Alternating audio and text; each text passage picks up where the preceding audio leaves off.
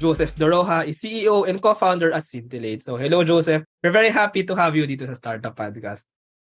Hi, Johnny. So, good afternoon. I'm very happy as well to be part of this podcast. I mean, it's really a great thing that you're doing here, really connecting all of the Philippine startups and really revitalizing and energizing the space. No? So, really good job as well, Johnny. So, thank you for inviting me here. Yeah, so we actually got connected through Kubo. Actually, Synthillate is one of the startups sa Arise Plus Boost Accelerator Program Cohort 2. And actually, when I learned about Synthillate, I was mind blown about what you're doing. So you're actually like managing the world's first ever IP or intellectual property bank slash emerging market. So I let you speak more to this Joseph. So ano nga ba Joseph ang Synthillate? Sure. Thank you so much for that generous introduction. But essentially, no. So the idea behind Scintillate is, we always talk about IP as assets, right? That's what we've always been told ever since we are young. But if you really think about it, we don't treat them as financial assets, right? And that's something that we wanted to change in Scintillate. So, in a nutshell, Scintillate is a fintech startup that converts these intellectual properties into financial assets. And from there, you can have unlock a lot of possibilities, essentially with your IPs. And I can go on discuss that a bit more further. Yeah, it's actually, I mean, what you said, IPs or intellectual properties. Dati kasi like when we get this IP, we actually use it like for protection na parang sasabihin na akin itong idea or itong innovation na ito. Pero it's very transformative slash innovative when you're actually converting this asset nga into a financial asset kasi you can maybe use this for some financial stuff like as collateral or maybe as trading. So yeah, can I ask about that? First, like if I have an IP, how do I convert it into a financial asset through Synthillate? And second, what can I do with this financial asset? Sure, definitely. So that's great, no? So, uh, definitely, I mean, just to give you a background about especially the IP industry, the focus for the past few decades has really been more on compliance, right? So if you're a student, I mean, of course, you just want to comply with your academic requirements. Or if you're a business owner, I mean, it's also for compliance, right? Because you just want to make sure that you have filed your IP documents with IPOFIL, with the different patent offices all over the world. But it stops there, right? And it's kind of sad, right? Because we spend, I mean, for the students, they spend months upon months on developing their researches and thesis. For the businesses, they spend probably hundreds of thousands of pesos at the minimum, or even up to millions or even billions of pesos developing their IP, right? And really, it just stops at compliance, right? That has been the case for the past couple of decades. But what we do in Scintillate is really we treat them as financial assets. And how do we do that? Right? I mean, same with any financial asset, right? So essentially, these are in the form of financial contracts. So the best analogy I can give you is, for example, for any real estate property, right? So you have the land title, uh, or but what other contracts are there, right? So you also have the rental contract. You also have you could also have a deed of sale if you want to sell that land.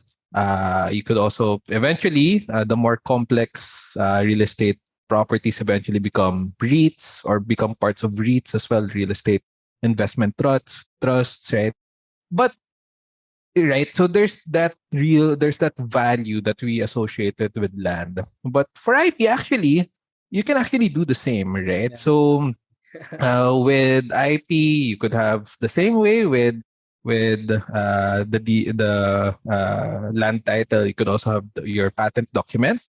But most it only stops there actually currently right now. But what we want people to understand and realize is, hey, this is also as powerful as your land properties, as any other property that you have. Probably even more powerful, right? Because you're dealing with intellectual properties. Right? So from there, same thing with the rental contract, you can have this time a licensing contract, right? Or a royalty contract, royalty agreements, manufacturing agreements, distribution agreement, among many others, right? So actually, how you convert intellectual properties into financial assets is you set up all of these financial contracts, right?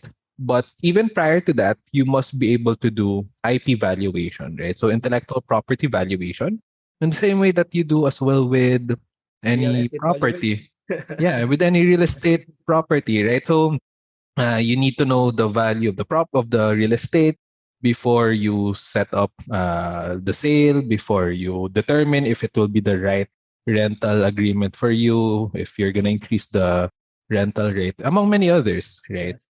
So same thing here. So the reason why there are lots of infrastructure already for real estate and other financial assets, but even in IP, not just in the Philippines, but also worldwide. I mean, the infrastructure for IP is not there yet, right? Yeah. Not as advanced, not as developed as the other financial assets. So that's what we are actually specializing in Scintillate. Yeah, actually, what's really mind-blowing for me dito, kasi ayun nga, like, for physical assets, for physical stuff, physical things like bahay, real estate properties, even like, for example, cars, all of these physical things, built na yung infrastructure to trade them, to use them as collateral, to basically to use them as financial assets. Kasi they're, first of all, they can easily be seen, they can easily be touched, and madali makita yung value nila, madali rin silang i-value.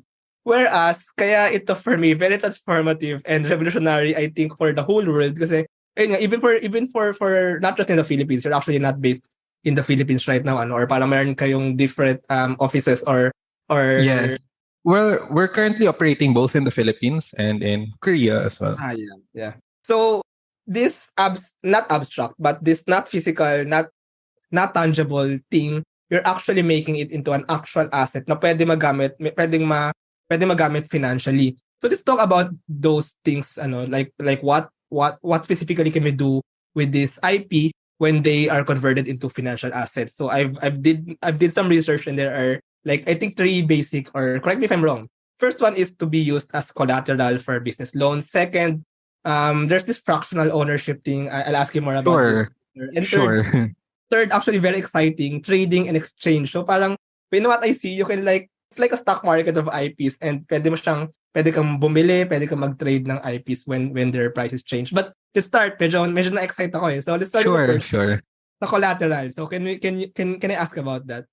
Sure, sure. And it actually goes even before the collateralization, right? So as I've mentioned earlier, the foundation of any IP or of any financial asset is really the contracts that they are associated with. Like right now, I mean, definitely in terms of the different financial contracts, right? I mean, there are a lot that you can do with IP. You can license them out. You can set up franchise agreements, you can set up branding agreements, manufacturing rights, distribution, and so on. So, right. So instead of simply productizing or creating a product out of your IP, there are actually all of these other venues or ways that you can really unleash the power of your IP. So first step really is valuation.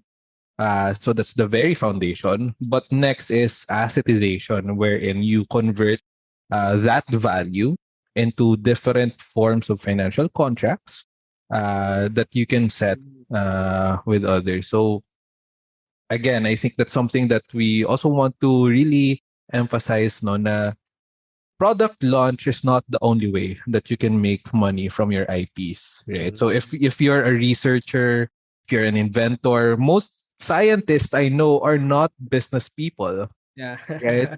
And I mean, I used to be a researcher myself. Good thing na combine ko lang yung both business and research, right?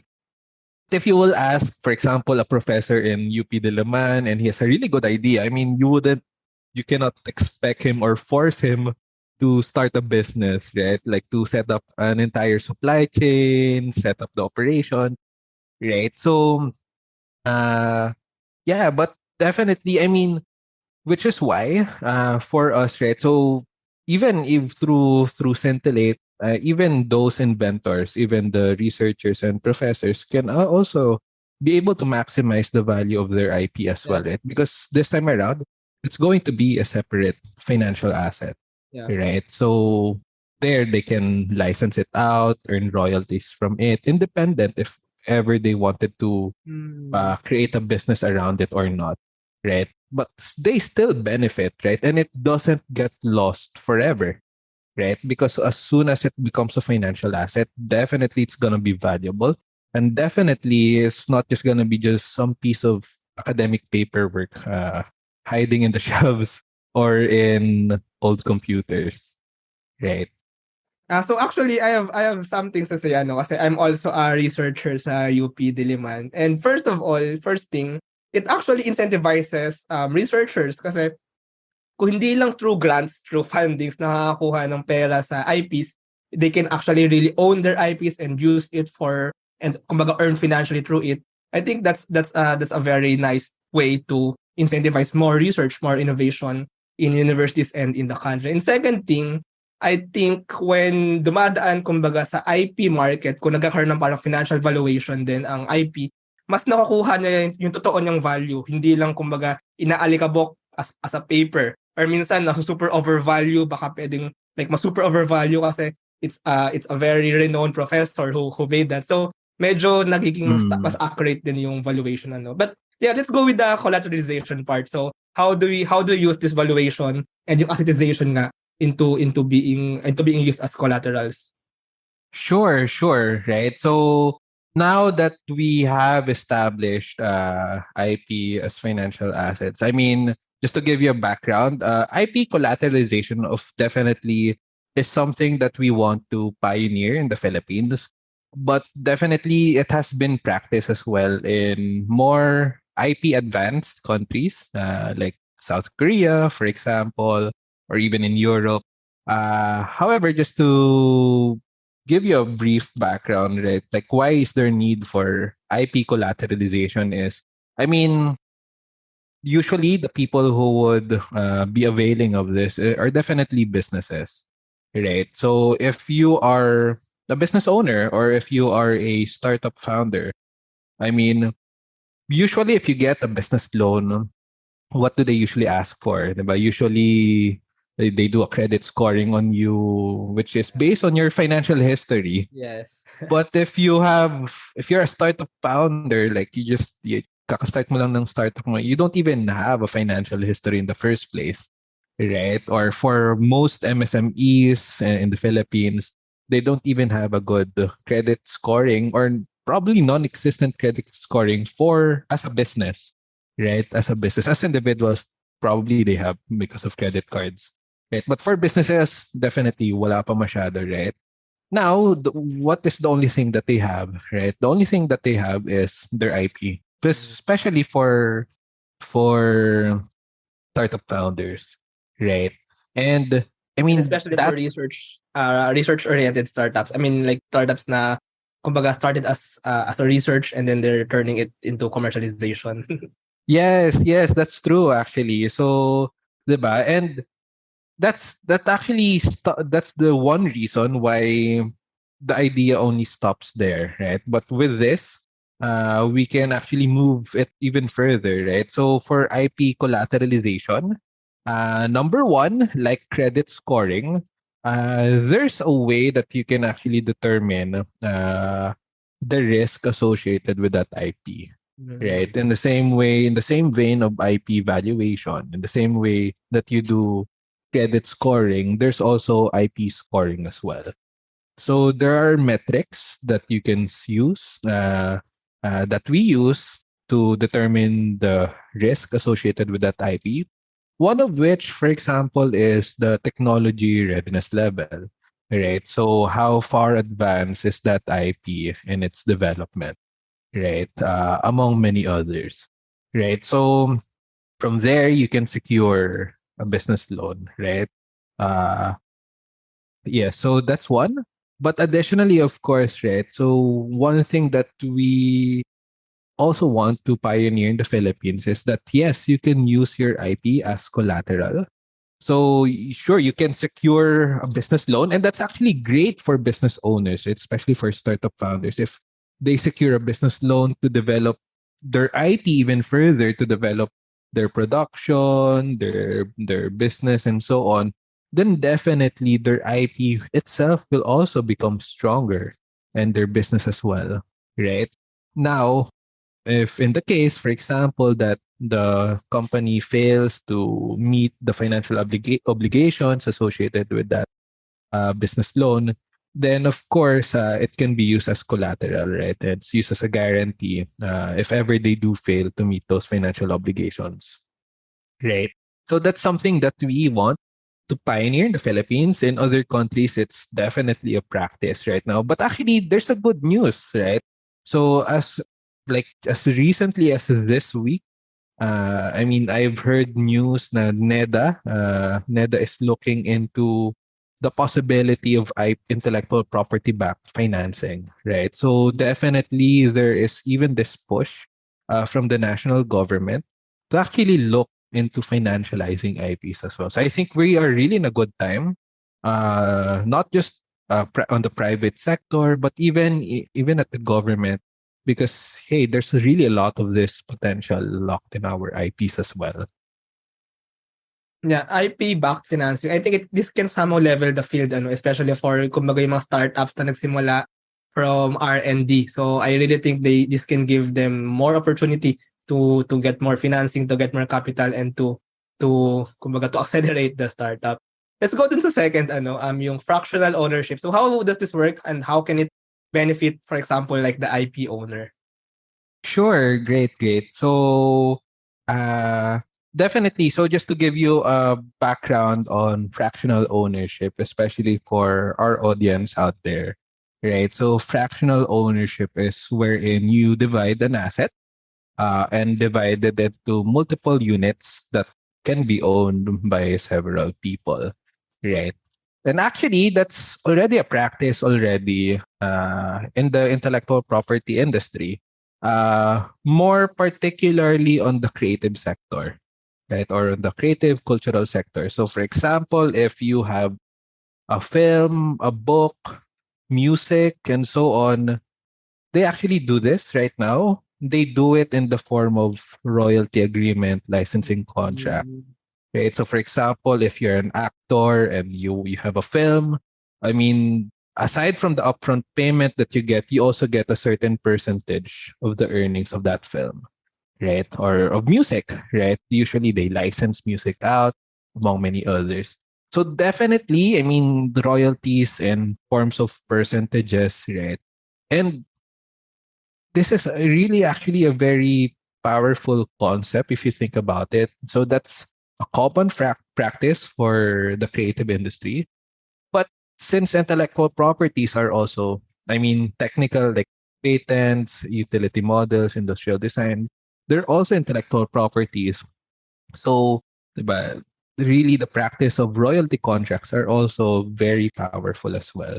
Right? So, in the context of fractional ownership, so we are essentially utilizing the current legal contracts, the current legal system na hey, yung ano, you can get a certain royalty from this intellectual property, right? So that way you can support an inventor if you wanna give funds to that inventor. So you don't need to invest in a company, Mm. right? If you want to help that researcher develop his or her IP, Yeah. right?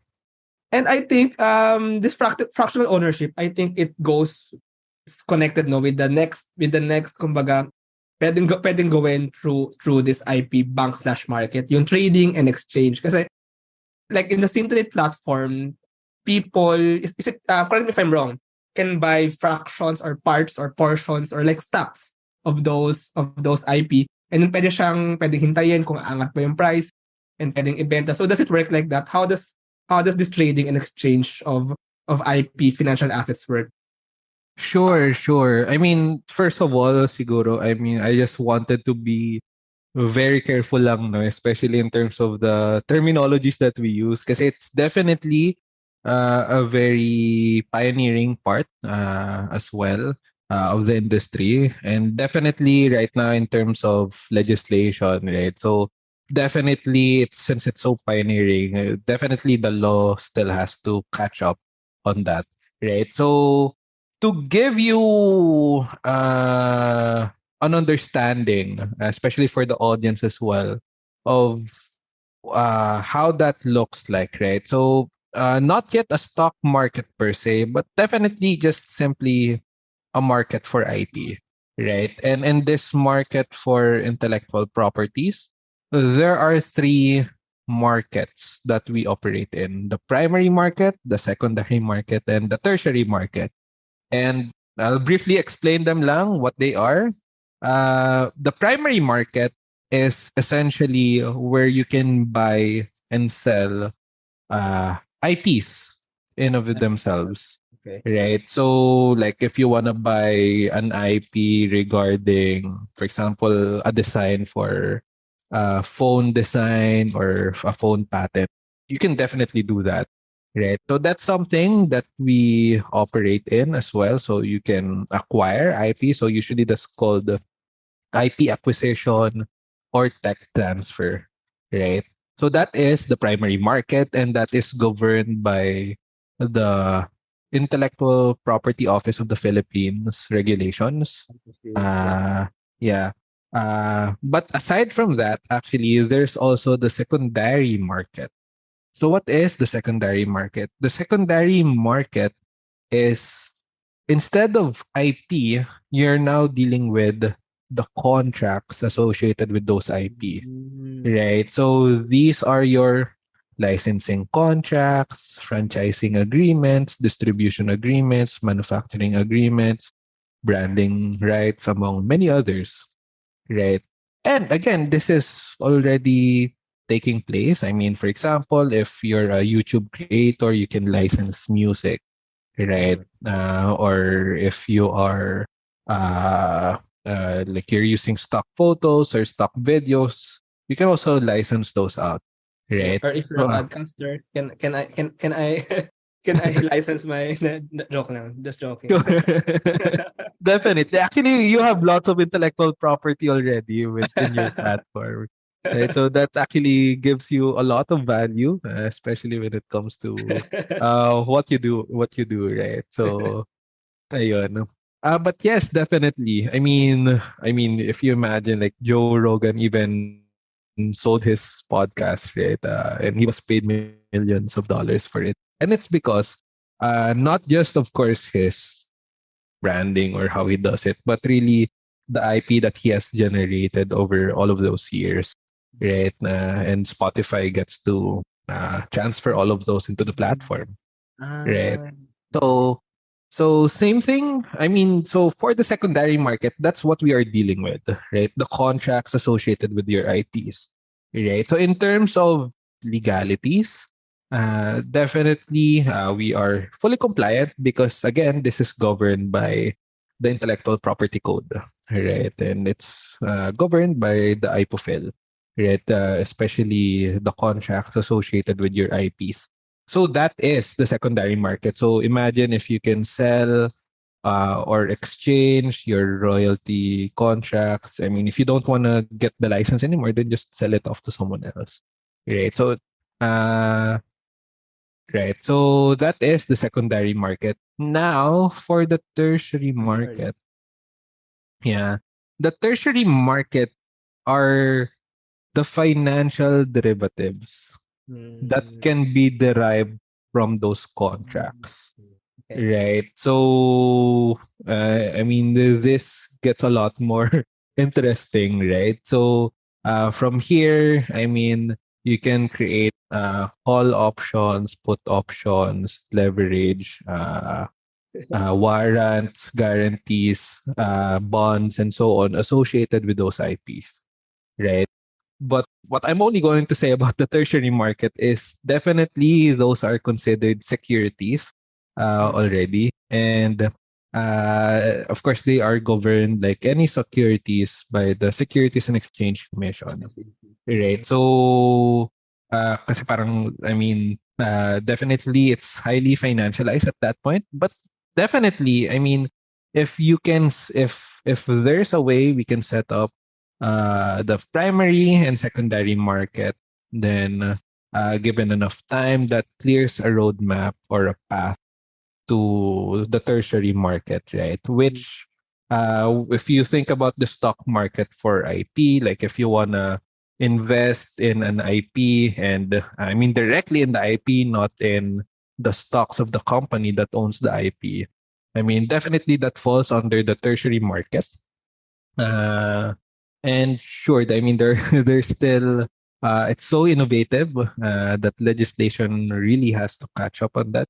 But definitely, all of these things are legal contracts, right? So, uh, definitely, the very foundation of what we do is all of the things that we do are legally compliant, right? But for the tertiary market, so not yet. So wala pa kami doon.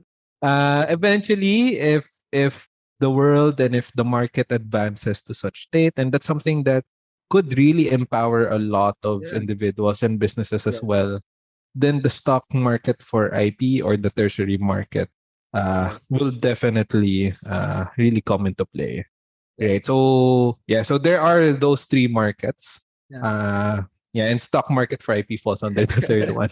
Yeah, yeah, that's very nice actually. Salamat sa pag-share nung primary, secondary, and tertiary markets. Actually, that's for me and I think for our listeners, that's a really nice kumbaga explanation of all of these markets to hear. And actually, when I'm thinking about it, Synthillate is actually kumbaga yun nga turning the IPs into financial assets. And from there, sobrang daming pwedeng gawin at sobrang dami pang pwedeng gawin. And I'm imagining that in the future marami pang mag-open dito na innovations, na solutions and na services kumbaga na inyong pwedeng ma-provide all together to empower our innovators, our researchers. Pero before we go to the future part, balikan muna natin yung past. I'm really curious. How were you able to think about this? How kumbaga was Scintillate or the idea born? Can we know some backstories behind this? I'm really interested about this. Sure, sure. So I will be sharing. I mean, it's a long time in the making, and I think it's probably the right time to really set up Scintillate. I mean, to give you a personal background about me, then I'll share more about my co-founders, right? But to give you a background about me, I mean, I graduated from Manila Science High School. And during my time in a science high school, I have joined lots of competitions, specifically research competitions. So there were times that I've joined several competitions, both locally and internationally, even regionally, right? Some in Australia and so on. And I've even won awards. I've even won awards in research competitions. So there was this invention that my group mates and I back in high school created. And it was this carbon capture paint technology, but essentially it's just paint that with certain mixtures, it can capture carbon dioxide from the atmosphere, right? Uh, and this was even before carbon capture was a hot industry. Like we just thought na, okay, what if this could happen? Eventually it worked, right? And we've won awards from that, from UP, internationally, among many others. And it was so exhilarating at the time, right? Uh, However, after that, wala na. Natapos na siya, right? So after all the awards and so on, nothing came afterwards out of it. Primarily because I'm a high school student and I don't even know how to set up a business, right? But number two, I mean, because researches are simply meant for either publication lang or compliance, right? But sayang, actually, if when I look back, sayang yung real world impact if those inventions see the light of day. if those inventions really become maximized, right? And eventually, that's actually the very root of it. Eventually, in college, I came again with an invention. This time, it was a good invention. It received funding and eventually did very well. Uh, but actually, if you think about it, I mean, looking back, uh, tawag dito, there are lots of all of these inventions from many Filipinos Yes. that never see the light of day. And sayang, right? I mean, right now we have yung Lagundi syrup, right? Yung Mhm. malunggay leaves that can be a cough syrup. I mean, that's very good. But actually, that's just one of the many, many IPs that are being generated in the Philippines. And guess what? Mura lang siyang i-develop in the Philippines compared to other countries, right? And sayang, I mean, the value of all of these IPs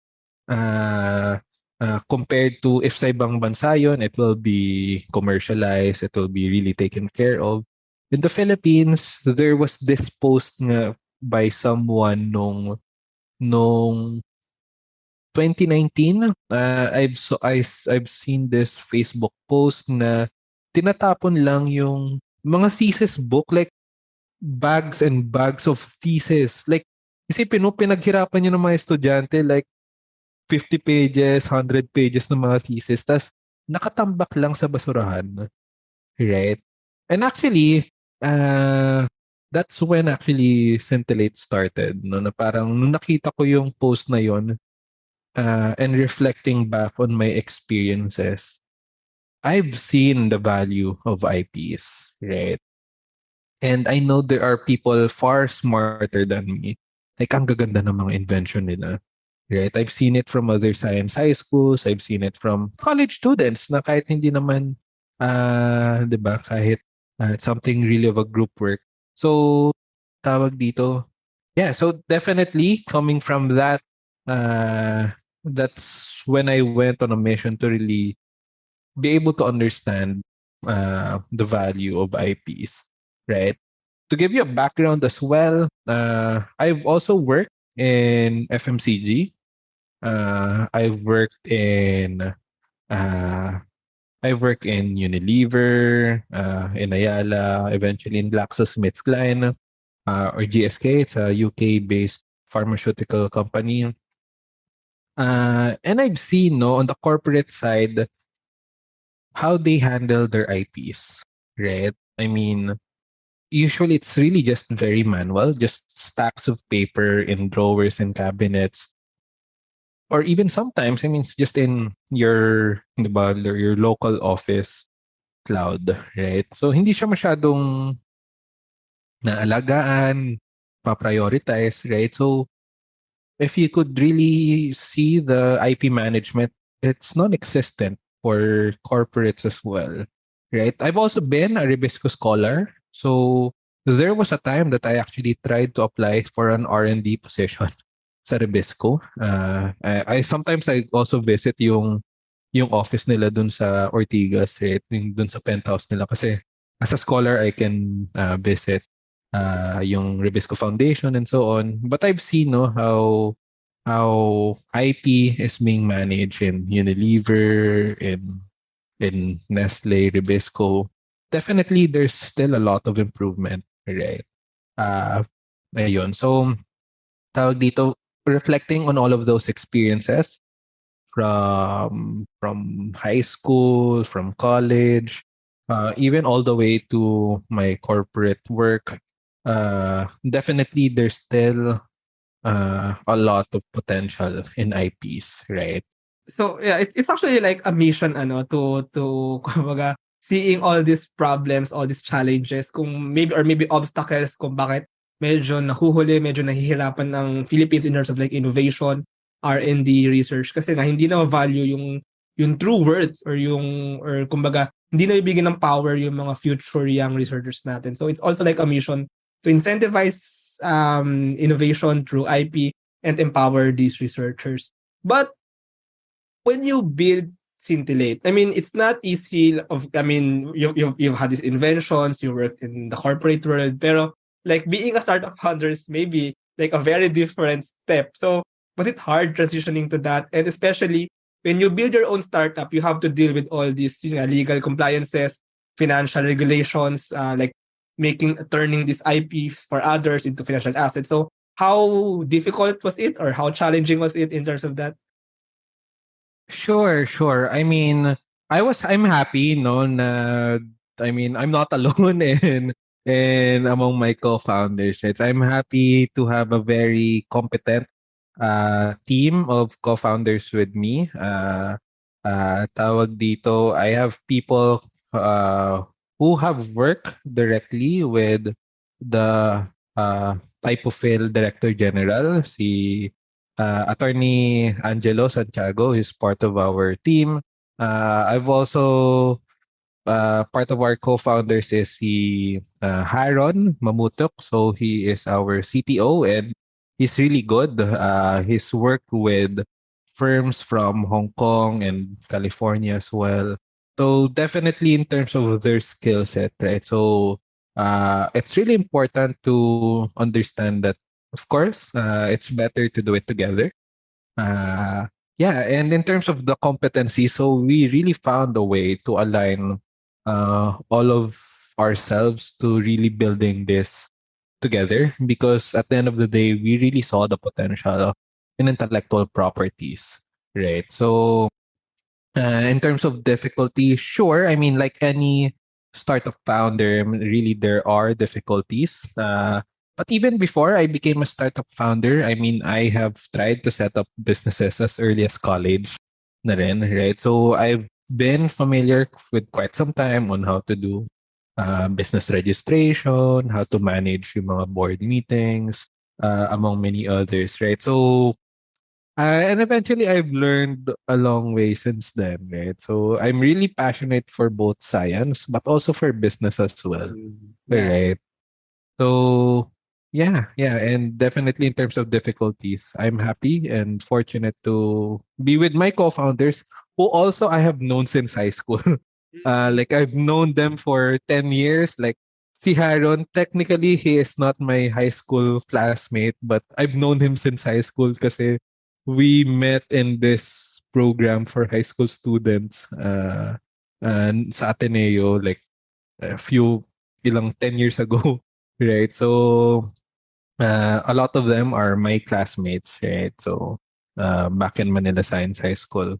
So definitely, it helps na close mo yung mga kawork mo. But also, it also helps that eventually these friends of mine, nung bata pala ako, I didn't realize na they would really become really good in their own respective industry. Yeah. So basically combining science and research, and you have a good team that you have been working with for quite a long time. And now you're actually based in South Korea. So how did Scintillate go to South Korea? And how did it happen na parang you're serving both the Philippine and the South Korean market? So moving forward as well sa journey kumbaga ni Scintillate, how did this happen? Sure, sure. So this started way back actually during the pandemic, like around 2020. Kasi nung time na yon, everyone was negatively affected by the pandemic, right? Even I myself was also negatively affected by the pandemic. So parang hindi ko kinaya yung mental health issues and problems, especially with ano. That's why I eventually had to resign from my previous job as well in my corporate life, right? But I realized na, hey, I mean, it's time to really go with what I'm passionate for, which is inventions, ITs, and research and development. So with that, I actually, I mean, scintillates, of course, like all startups. They started out as an idea. Uh, Eventually, we built it. Uh, and we applied in this program in Korea noong 2020. Right? It was, I think, some sort of a competition. Eventually, we got rejected. uh, we got rejected, I mean, obviously, right? Kasi ang daming mga nag-apply doon, parang 2,000 plus startups from all over the world, right? And we lost. I mean, maraming magagaling na startup, right? Uh, so that was 2020. 2021, 1 year later, in the middle of August 2021, I randomly received a call in my phone. Right? Like, may tumawag lang sa akin. I think tulog pa ata ako noon. I mean, hapon na to, right? Pero I think The nagpahinga Korean lang ako. number. Oh, it was, I didn't know it was a Korean number noon, but it was an international number. Mm. And suddenly, sinabi lang niya na, ayun, be ready, pack up your bags, go to Korea by next week. Oh, Right? wow. Oo. So apparently, it was this government program, and they saw the potential of Mm. what we Even do. from that competition. They saw it from that previous competition. I'm actually not sure on how they eventually acquired my contact Interesting. details, right? Probably napasa or na-refer or Yeah. at some point and so on. But eventually we were invited to go to Korea. Nung time na nga na yun, parang, is this even real? Kasi may biglang tumawag lang sa akin. Yeah, Eventually naman, actually. yeah, Yeah. eventually may nag-email naman. So, to confirm everything. Tapos, nung time na yun, ang hirap pumunta ng Korea. I mean, not just in Korea, but Mm. anywhere in the world kasi all the airports are closed and so on. So, parang yung Ministry of Justice ng Korea, they really even have to parang mandate even the the embassy and the immigration offices ng Korea na papasukin ako ganun. So Mm. they really helped me along the way to get into Korea, Oh. even to set up in Korea, and eventually to establish our business in Korea, right? Mm. Interesting. And yeah, and definitely, yeah, I mean that was definitely the story behind that. No, along the way, I've met a lot of really good people here in Korea. I've eventually built a life in Korea. I mean, as of the moment, so a few years later, it's now 2023. So we first had our office in Pangyo Techno Valley, which is in Gyeonggi-do. So Pangyo Techno Valley is considered to be parang the Silicon Valley of Is it South Seoul? Korea. Is it Seoul? It's actually not in Seoul. So it's nasa baba siya ng Seoul, right? Ah, okay. So it's near Gangnam. Mm. It's outside of, it's south of Gangnam, Mm. right? So that was our first office. Right now, we also have been part of this program by the Seoul Metropolitan Government. So it's called Seoul FinTech Lab. So it's an accelerator for the world's top fintech startups. Mm. Fortunately, we got in. Right, so that's why we were given an office here in Yoido.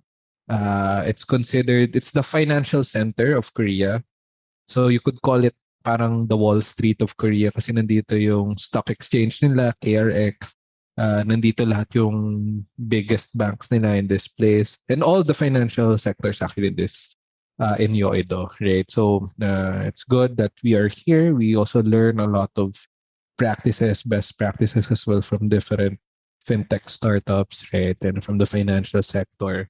So yeah. So as of now, I'm the country director for Synthillate Korea, and my Mm. brother, who is also my co-founder, no, is the country director for the Philippines. Oh, wow. Yeah. But it's really interesting, ano? I mean, like how the Korean government, or at least like a unit in the Korean government, got an interest sa Scintillate as a platform. I mean, it really speaks to how transformative like the idea and maybe the execution as well, no, sa pagbuo ng Scintillate, and maybe really how um in the end, kumbaga, it empowers um these researchers to create even more more IPs or more innovations. Synthillate is actually also part, as I've said in the intro, of the Arise plus Ye Boost Accelerator Cohort 2. So ito, back in the Philippines again. And you actually won, no, the demo day. So, and by the way, Arise plus Ye Boost program is co-implemented by IdeaSpace and Kubo, DTI, and the International Trade Center. So, how did this happen naman? You're based in South Korea and you again joined this program that's based in the Philippines. And how was the program then? How was this? Sure, sure. That's a very great question, right? Just to give the listeners a background, the Arise Ye Plus Boost program. It's a startup program. It's an accelerator program that is helping startups to internationalize, right?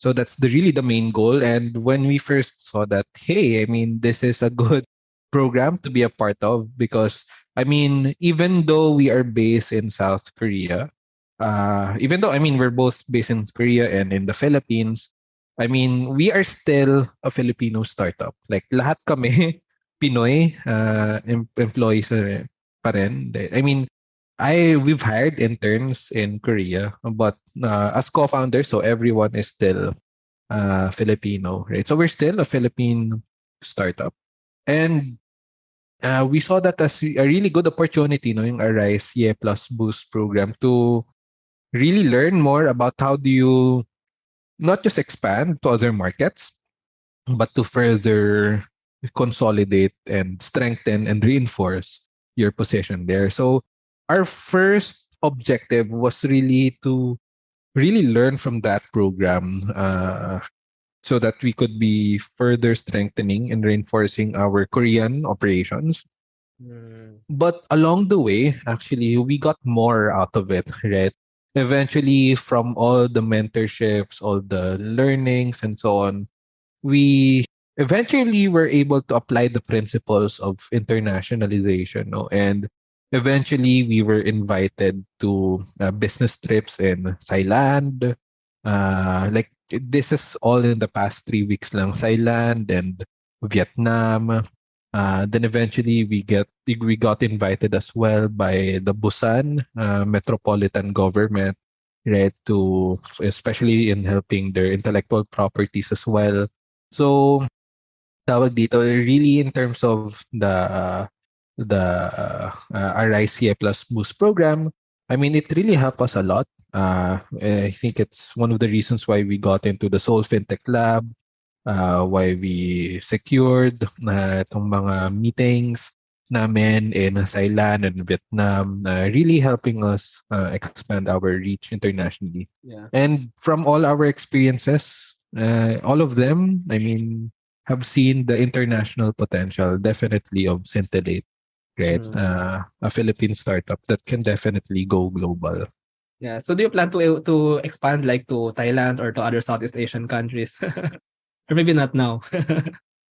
So right now, I mean, not probably as an office presence, right? But if you look at the intellectual property markets of Mm. these different countries, just to give you some statistics, right? So the IP utilization rate in the Philippines is less than 1%.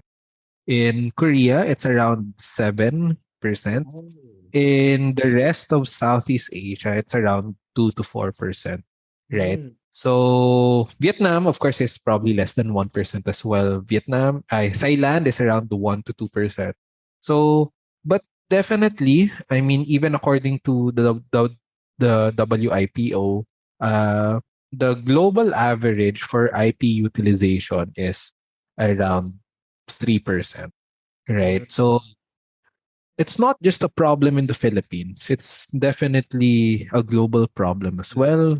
It's a global market. And for us, that's really an opportunity for Scintillate to really not just capture the market, but to build the infrastructure when it comes to IP, Yeah, right? and Mhm. when you say ano, South Korea has 7% IP utilization, and then Philippines, Vietnam maybe less than 1%. Is it right na ang core, kumbaga, maybe like the value that they've seen in Synthillate is like providing the infrastructure to have an IP market for maybe like corporate corporate companies, corporations, large these institutions.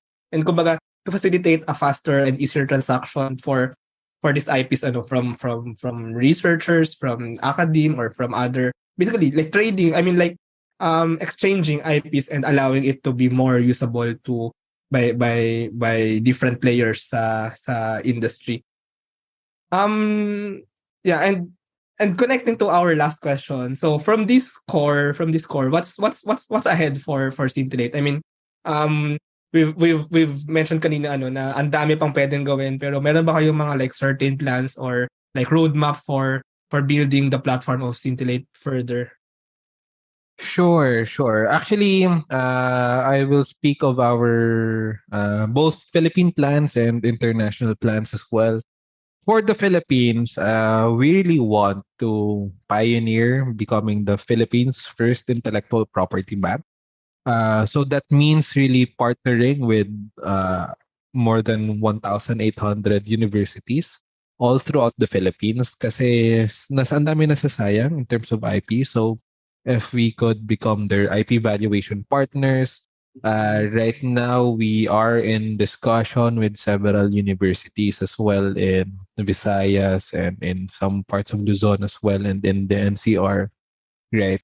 So that's really part of our number one plan. But number two is something that we also want to prioritize in as well is to become the official IP management system of Mm. the different companies in the Philippines, right? So whether you're an MSME or even a big corporation, right? So if you're Unilab, Bisco, among many other companies out there, right? You definitely have lots of IPs that you need to really monitor and manage. Right. I mean, there was a time na ang daming nadi-discontinue product and so on. So instead of just discontinuing those products, you could simply sell those IPs to smaller manufacturers, right? Or with a different branding, of course. But, di ba, sa ang daming nasasayang, they, aside from just discontinuing it, why not just, di ba, sell it off, right? So there are many different ways, right? So academe, corporates, but even for the startups, right? So startups need help on their valuation. They need support on, especially to support their valuation, right? So company valuation is different from IP valuation, but IP valuation can support, the investment thesis of those companies, Yeah. right? That they have those real tangible value as well. So that is for our Philippine plan. Uh, as for our international plans, definitely, we will keep on working, of course, in South Korea. We will keep on working as well with those international partners and meetings that we have. But hopefully, no, kasi right now we are having our fundraising round and our investors actually are urging us to eventually go to the United States to really be able to capture the international market as well. So that's something in the horizon as well. Hopefully, diba? Hopefully, we're able to set up really well and expand and continue operating, right? So, because once again, I mean, it's a common problem whether you're an American, a Korean, a Filipino, right? And that's something that we really want to embark on, right? And siguro in the far, far future, siguro to paint a vision lang of what we see, yeah, for the Philippines, right? I mean, right now the Philippines is very strong for its BPO or business process outsourcing, right? But the Filipinos have a lot of high technical skill, right? So the Filipinos are very smart. Like if you put a Filipino in Harvard or in Europe or in any other university all over the world, they usually tend to become the top students in those universities, right? So something na parang vision lang namin is as the BPO sector dies down, we can hopefully initiate na instead of BPO, Philippines can actually be the hub for R&D outsourcing. No, Mm, so interesting. RN R&D process outsourcing, right? Developing IP, developing R&D in the Philippines is very affordable compared to other countries because number one, we are resource rich, but number two, we have high technical talent, right? Combining these two factors, that's something that's very good for the international market as well, right? So kung si China or si Vietnam, they can be manufacturing hubs. I mean, baka hindi na natin kayang talunin sila on that aspect, right? What we can do, I mean, we also have competition kay India in terms of the BPO sector. Right? So for, I think, hopefully something that we can initiate and something that the Philippines can eventually realize is, hey, we have a lot of good technical talent in the Philippines, and this is something that the world needs, and we can eventually become the R&D process outsourcing hub of the world. Yeah, that's Right. actually very nice, ano. And actually, yeah, to wrap up this conversation, and actually, first of all, I believe in your mission, and I can see actually yung passion mo for this mission is actually not just solving a problem. It's parang changing maybe how people see IPs, how people see research, how people see like the process of forming of like transforming ideas into innovation. Kasi when we put more value into this, mas na-incentivize nga itong prosesong ito at mas dadami ang mga researchers at it's basically better for everyone. And maybe ayun nga, South Korea and the United States is seeing this potential, is seeing what you're doing, seeing this next generation landscape, and seeing that you have the potential to like maybe spearhead this transformation around the world. Maraming salamat, Joseph, for this conversation. I really liked it, and I really like, kumbaga, it's very, first it was mind-blowing, but now it's parang, ang dami ko pa naisip, ang dami pang pwedeng gawin, and especially yung last, no, R&D hub. That's also one thing that maybe we can look at and maybe we can maybe try out in the future. But anyway, if our listeners want to know more about Synthillate, maybe they want to monetize their IPs. So how can they find more information? Sure, sure. So, for the listeners out there who are interested in becoming part or really sharing the vision and mission of Scintillate, so you can visit our website, so www.scintillate.com, or you can send us an email, hello@scintillate.com. Right. So definitely we will be working with you and really be excited that you are also excited for the intellectual property industry. Yes. Thank you, Joseph, for this conversation. Salamat. All right. Thank you so much. And thank you, everyone, as well, for this very wonderful conversation. Thank you very much to our 32 patrons. This episode is super powered by TechShake, Asia's most active Philippine-based startup ecosystem builder creating bridges with investors, corporations, and governments. 1 CFO, tech-enabled CFO, bookkeeping, and tax services for startups and SMEs. Take 5 Outdoors, the best guided outdoor adventure tour in the Philippines. They specialize in hiking and mountaineering trips. Benjoy's Food Products, the home of premium bacon ends, tapa, and tocino. D-Buzz, Web3 microblogging app promoting freedom of speech and content ownership. Pinoy IP Works, capture your startup's value proposition through patent and trademark protection. Packetworks, the leading enabler and only Internet of Things social enterprise in the Philippines. Looking for buy and sell online with Sigurado sellers. And NutriCoach, the all-in-one productivity tool for dietitians and nutritionists. This episode is powered by Pareto Consulting, AltSwitch, ePlayment, Tuala, and Hive Energy PH. AskLex PH Academy is our official e-learning partner. Get certifications on Lean Six Sigma, project management, data science, and many more. Support the podcast through the links in the description.